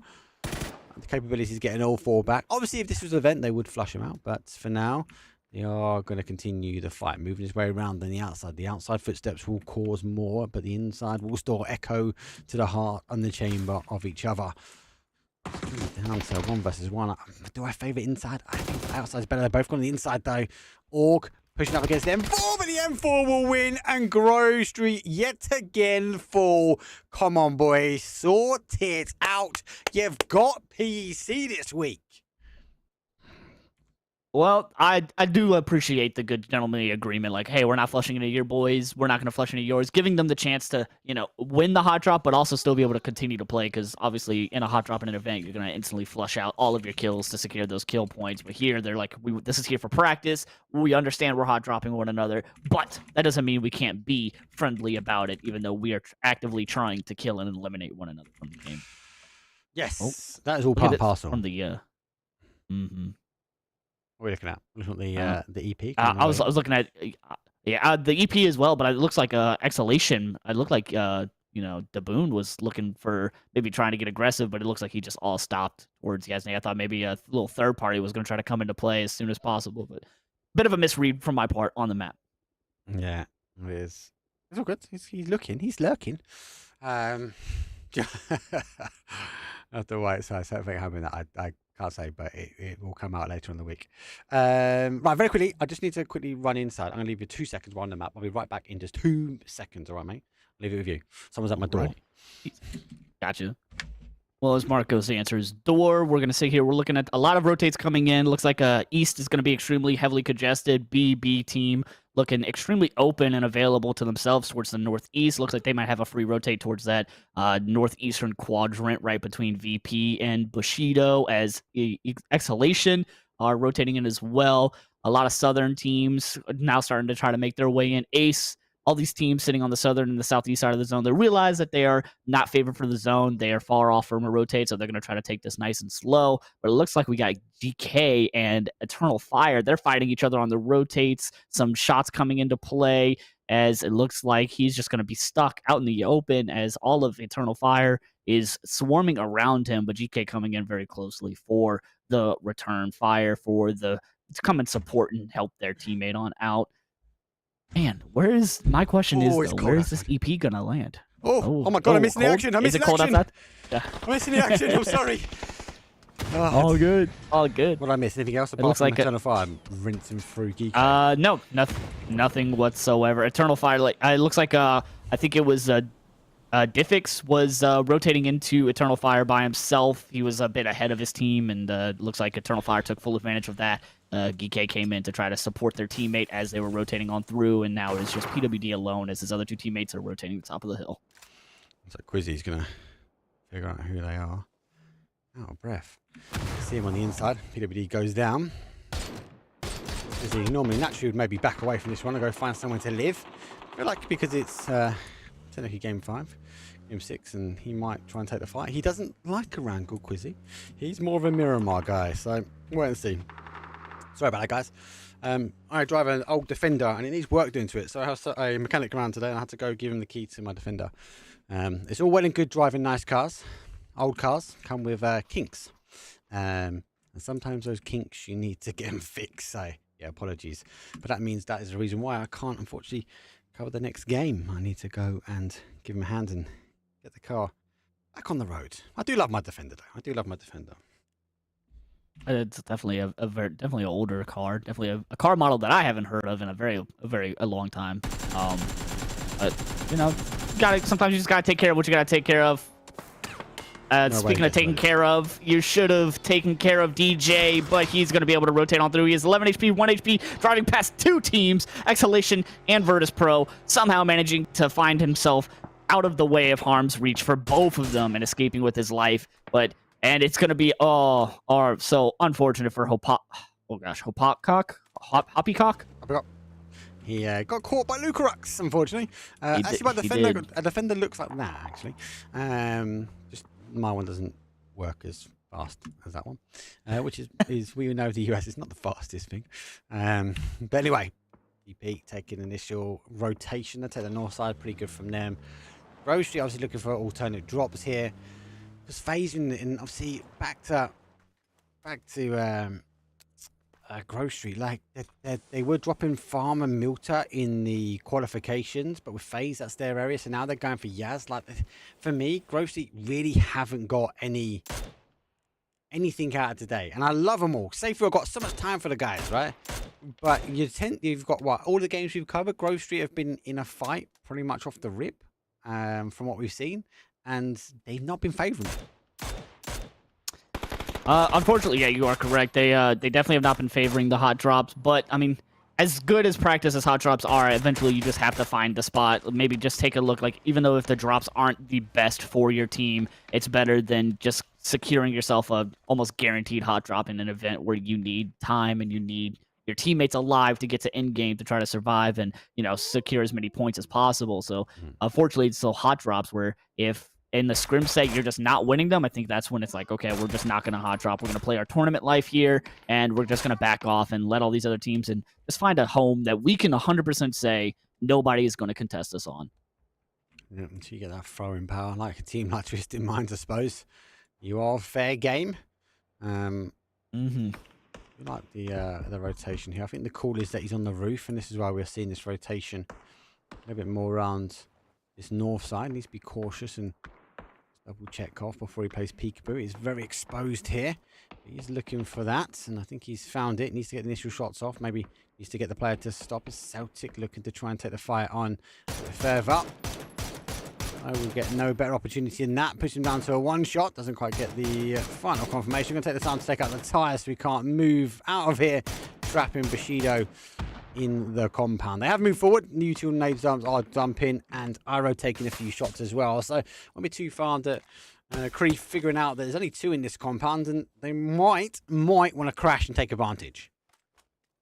I think it's, yeah, as soon as they get the full information that, hey, there's only 2 here, they are a split 2-2 split there. That's exactly like maybe secure the knock or secure a bit more heavy damage, have your teammates ready for that vehicle and go for a full crash. But it looks like they will not get the chance, as the rest of their team from Bushido might be coming to support them in a bit of an off angle from a different side of the compound.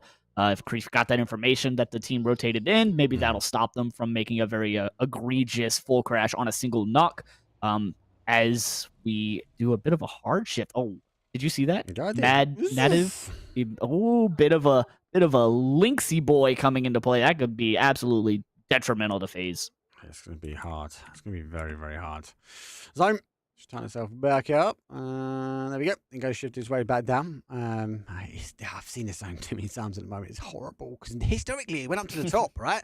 Historically, it would normally play out towards shooting range and everyone sort of scrabbles over there. Now people are sort of hunting down more towards the south. Nixie gets head of my bad down and out. He'll be on the rotation back towards Boatyard as well. Lynx is already in play over here anyway. As Mad will find himself mad under pressure.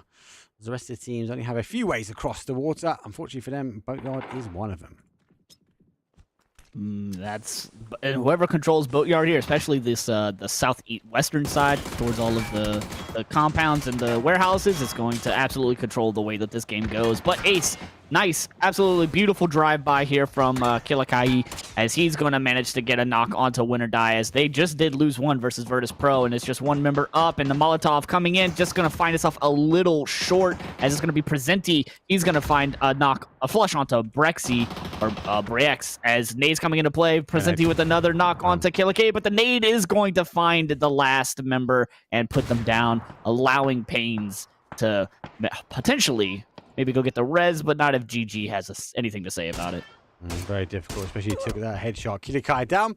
Brexco out. The IGL. Pains running for his life. Levante will spray the SLR down his way. 2 seconds remain until we see, unfortunately, the zone starts to come in, and unfortunately for Kilakai, saying good night for this one. Versus Pro, getting the kills, 3 on them at the moment. I feel like do they favour the aggressive stance? Maybe not, but I kind of like it. I know they've not kind of ironed out the kinks, maybe. I got to put a send up there. I've got to put a send up there as maybe a curveball for me for PEC. I was a bit worried. Obviously, they're losing their coach. They parted ways with Koro. He's still this content creator for the team. But he comes with a depth of knowledge. Oh! Headshot! Oh, another one in the bag as well. Jeez. WLA clearing phase. I think if a Sen can iron out the chaos that pursues that later game, I think they'll be all right. I think they could be a contender maybe to go through groups, and if not, maybe go through groups all the way through to those grand finals. Potentially. I think definitely if they come through, and they, like you said, iron out those details for when and where to be super aggressive, hyper aggressive, and when to just, full stop and realize like, hey, this isn't the best situation or the best position for us to get aggressive here. I think we just play it a little more reserved. They learn when to play a little more reserved and when to get hyper aggressive. They can very well become a very hyper aggressive, a very successful team within their group stage. So I will agree on the on Win or Die not Win or Die, sorry, Exalt coming through to. Okay, that's just a little bit of a BM there. little disrespect to the headshot, to the slow tap fire for the BM, but for PAS though, for the I don't know who as far as the teams go that don't have like super like well-known pro players or retired pro players, like you got Gooners in there that have Greg Shot and Simply Matthias in there that are well-known, respected, retired pro, semi-pro players, and then you got Empire, that's almost a full pro roster. Then you got all the teams that got picked up.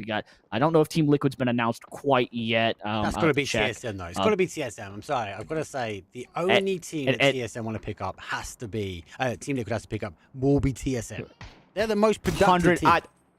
Could not agree more. But as far as like all the teams that come across PAS that that aren't the pro teams, I'm going to give it to my boy Shane Doe and his Dots. They've come a very far way. They were contending with the pro players and just kill points alone for the top 5 for round of 16. And then they even came back even further to secure even more placement points towards the end with a couple chicken dinners of their own. So I'm going to say Dots is going to be my team to make it through. That maybe won't be expected to make it through versus all these other high skill pro teams. Shane's insane. I got to give out my shout for my boy Michael in Empire Gaming. I think they do well. Yes. I was watching for them. I do obviously like K-Mind. You got a big respect. Jewel topping. He's back with a vengeance though. Penta Wooly, all insane players. Let's not take anything for them. Obviously the God Squad, obviously with Sharp Shot, Shin Boy, that's pretty stacked anyway. I think you boys have got like A couple of things. One, simply Matt being back in there. GG's, brother. About time that you was playing pro level. That's what I'm saying, yeah. But yeah, good lobby. I think there'd be one to watch for me for PAS side. Really interested to see how they go. Obviously, I'm really Roth always can drive a team to victory, I feel, most of the time. So be keen to see what Roth can do. He'll be back with a vengeance. He'll be looking to try and prove a point. Sonics, God rest their soul, aka now Team Falcons, no change, don't expect any change. They're going to be big contenders. I know me and T-Bone talked about it a lot in our podcast that we do. We spoke about the America season. Actually, you guys have got a bit of a skill gap without it sounding bad. Like the top tier is really top tier. It can compete and land. Okay, good. But then there's like you're missing this mid tier. You're missing the up and current talent. But things like Simply Montage coming back, all of those sort of names, that's going to drive people to fight for that mid tier now, which I think is going to be really good for the NA/SA region. I just want to see more teams coming out of NA. You guys got numbers potentially there. It just doesn't back it when it comes down to PUBG. That's the only thing. Like, I just feel like it's a little bit missing, and I think that's part and parcel with the skill gap. If I'm biased, because I am, no, I'm joking. I do love the NA region. The EMEA region, we've got so many more players, so many more teams, and because we're constantly scrimming, there's 5 lobbies most nights at the moment, right? 5 lobbies where actually the skill gap, arguably a tier 2 team, if rotating well, could deliver in this lobby. Because the skill gap's not as big, I find. But it just, I don't know. I think 2025 is going to be a really, really good year. And do you know what? It's going to be controversial. I'm going to get a lot of stick for this next comment. I think the TPP thing might even cause a bit of a curveball, because the regional partner teams, they're going to be partaking in the TPP events. Like, it's just going to be more game time money for them potentially if they can bag it. But it'd be really interesting to see what regions actually do well in the TPP event. I definitely, I'm gonna lean more towards the EU, the SA, or not the SA, the EU, the KR, the Asia regions is definitely gonna lean more towards the TPP. TPP just doesn't really hit that heavy in the NA regions, unless we get these top orgs just decide to, as well as continue their FPP, but also add in a TPP team. I don't really see NA partaking too heavily in that aspect of the esport. Could be wrong. Could go the other way. But in regards, I will say, as far as, out of all the PASs I've either casted or competed in, I will say that this PAS was definitely the highest skill ceiling PAS. You just had all these pro players just mixing and making new teams and coming out of the woodworks and just putting together these teams for this event. It was brutal for the lower tier teams, the teams that don't really have a lot of practice, or maybe they do have a lot of practice and time together, but just couldn't compete with all these pro teams and pro players. But I'm definitely interested in seeing how this 2025 pushes forward, because all these strong teams is bound to get the old comp itch going for a lot of these other lower tier or mid tier teams that want to partake. I 100% agree with you. I feel like you've hit the nail on the head there. NA this year feels a little bit more heavier, weight boxing maybe. I just want to see that midsection appear up. And you're right, the names appearing. These are names we know. These are really great content creators. People we know in the esports arena as well. It's good they're returning. K-Minds, let's go. Do you know what I mean? All of that is just going to drive the NA level up higher. Are you going to be AEU? Hell no. No, we're joking. We have to see how things unfold, though. And that's what 2025 season is going to be about. At the moment, it's going to be about WLA launching the nade. As anybody's will try and post this one to perfection. Nades coming in, the cars backing away. Nixie refusing to shift, though, as he launches the barrel. The vest is pretty much down. Twisted Minds causing some issues of their own. Beamy will now fall, and Sancho is still lurking out in that blue. He has the opportunity to get himself at least a kill, at least a confirmed knock. But at the moment, on the other side of things, though, Na'Vi still fighting as BB team working their way in on the high street. As Doozy looks like he's going to get the res off onto his teammate, it's going to reset that, make it a nice little 3-person push for BB, as they're going to, put up the smokes, put up the soft cover to try to continue their reset. Correction, 4. I didn't realize we were spectating Molodoct, as now is all 4 of them pushing into a 3-man Na'Vi. As they're going to have to try to play this on themselves. Hakatori with the nice first initiating knock onto first. He's going to get the secondary onto a Doozy with the headshot AUG spray. Molodoct coming in for the wide angle peek. He's going to get spotted out in the rock. He's going for the 1 taps. Can he connect it? Just a one tap onto there. He's going to have to fall back towards the blue to try to get a heal off. Will he get it off in time? He will, but now he also got Bestalok coming in from the far right for a bit of a flank onto Na'Vi. I don't think Na'Vi is quite tracking that. He has managed to make it into that right-hand side of the hill. Got to be very careful. He's very low HP. No meds to heal with. Goes for the standing barrel spray. Not able to make much more than one shot connect as he's going to go for the util dump. Nade. Going to find the nade onto Hakatori, but it's going to be Fires to get the trade onto Bellistock, and that's going to be Bet Boom eliminated in 11th. Bestalok down and out. Difficult, no meds. You know he wanted to med there, but he couldn't. Good nade though in the end. Twisted Minds rotating their way around, hearing all the commotion, trying to figure out exactly who remains, as Na'Vi unfortunately will be eliminated thanks towards Pains. Ferris go down, best gets up Hakatori. Another point on the board though for game number 5. 3 for Twisted Minds, full control for them, and then we are going Pachinki ending. And we wanted one more. Let's see if we can get one more from Quizzy. He's gone down to the depths of God's house. Unfortunately, he's going to launch the message of God from a Panzer. He gets one, no extends. Unfortunately, will fall. Blue Zone nade will go out. They're trying to ensure that he will burn out here. Another nade will fall down. Blue Zone's going to cause the damage. He has been caught, though. And there goes that confirm.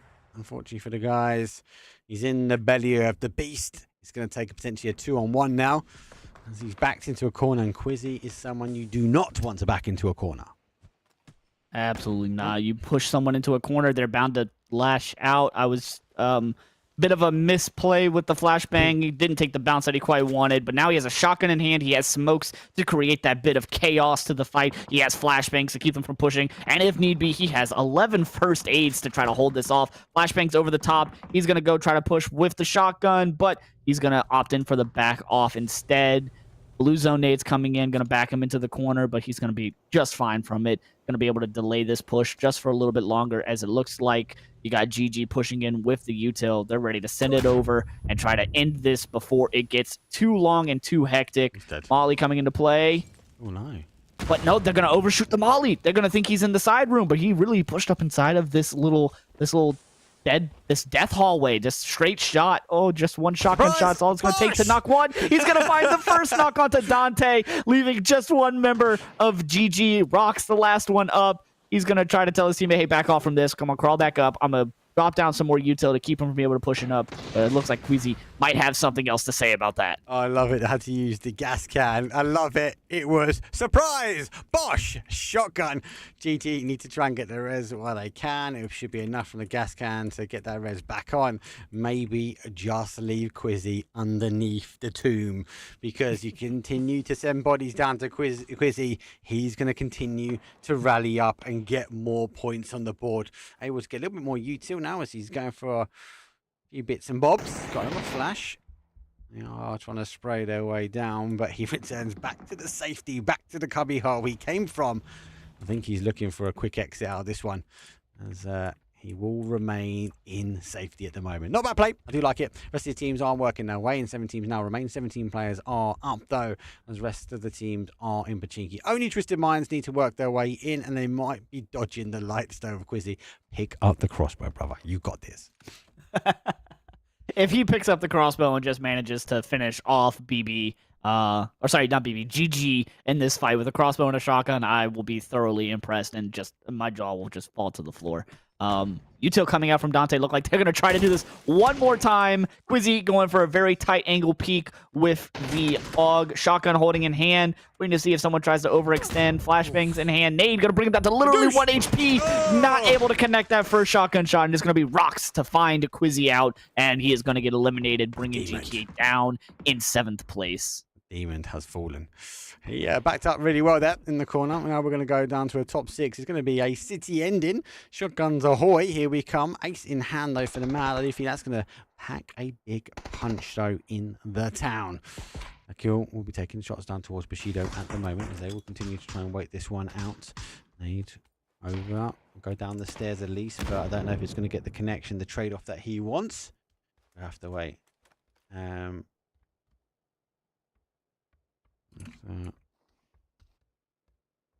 little peekaboo around the corner, but nope, I mean just yet. I'm going to send a message by someone else. GG with a 2, Bushido with a 2, 2 for CRF. Looks like 3 for After All, 3 for Eternal Fire and 4 for Twisted Minds. They played this really well. They've actually rotated him really, really well. Yeah, they were sitting up towards the far north side of the zone, not really a strong foothold, and yeah, they just opted in for a nice far wide east rotate. They know everyone. They have the information that all these other teams are sitting up towards Church, towards the middle of Pachinki, so they know that the edge should be relatively clear. So now they're just using that information to get a foothold in, and now they're just feeding for more information, just trying to gather it all in before they decide to make their next player their next move. So obviously, with Twisted Minds being the powerhouse that they are, the top dog of EU, being a massive world contender, that they know how to play this, and they're going to play this very well together. It's just even breaking down how they rotated in, right?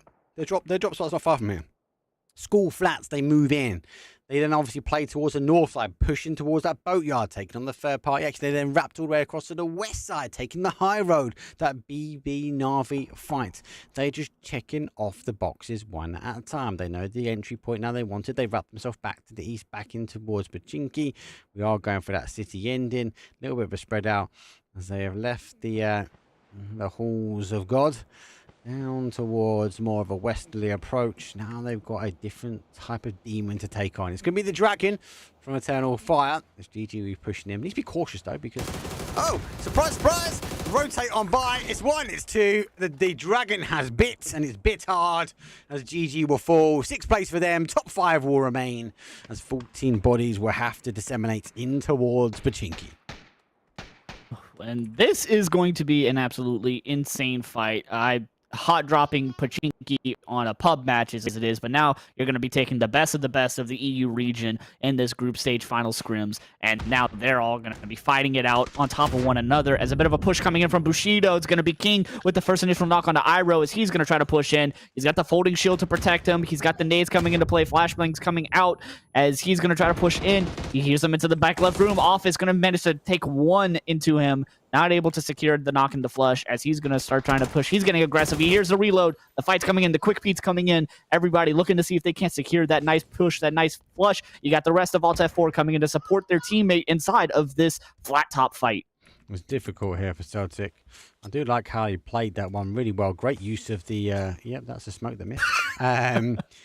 Really good use of the shields, deployable shields slowing down, and the King will say goodbye. And there we go for a top 4. 4 versus 3 versus 3 versus 2. Eternal Fire should be able to get that res. Scrap that. I thought he was on the other side of the road. He's not getting that res back on. The Mad will be down. There's now... Oh, nades come over. Quebec is on fire. Batulins will fall. Examples up high as well as he gets a big... Oh my god, the Groza will tuck him in. Great though hold for the boys. 2 will fall. Eternal Fire will get extinguished down to 1. And Cross is nowhere to be seen. Unable to try and get the res back in.